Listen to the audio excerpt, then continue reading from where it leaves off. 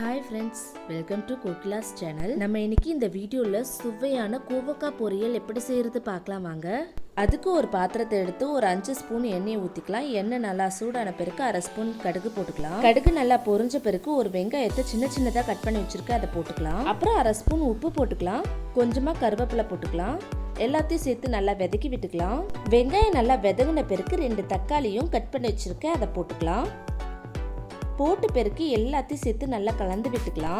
ஒரு நிமிஷத்துக்கு நல்லா வதக்கி விட்டுக்கலாம். வெங்காயம் தக்காளி நல்லா வதங்கின பிறகு கோவக்காவை நல்லா வாஷ் பண்ணிட்டு சின்னதா கட் பண்ணி வச்சிருக்கேன், அதை போட்டுக்கலாம்.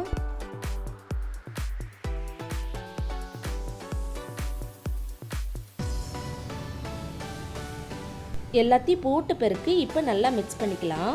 நல்லா கலந்து விட்டுட்டு சிம்ல ஒரு 3 நிமிஷத்துக்கு நல்லா வதங்கட்டோன்னு மூடி போட்டு க்ளோஸ் பண்ணி வச்சுக்கலாம். 3 நிமிஷம் கழிச்சு ஓபன் பண்ணிட்டு இப்போ நல்லா கலந்து விட்டுக்கலாம். இங்க பாருங்க, கோவக்காய் ஓரளவுக்கு நல்லா வதங்கிடுச்சு. இந்த ஸ்டேஜ்ல நம்ம மசாலா எல்லாம் போட்டுக்கலாம். இப்போ 1/2 ஸ்பூன் மஞ்சத்தூள் போட்டுக்கலாம். 1 ஸ்பூன் சாம்பார் மிளகாய் தூள் போட்டுக்கலாம்.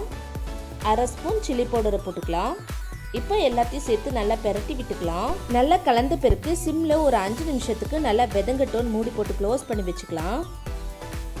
5 நிமிஷம் கழிச்சு ஓபன் பண்ணிட்டு இப்போ எல்லாத்தையும் சேர்த்து நல்லா பெரட்டி விட்டுக்கலாம்.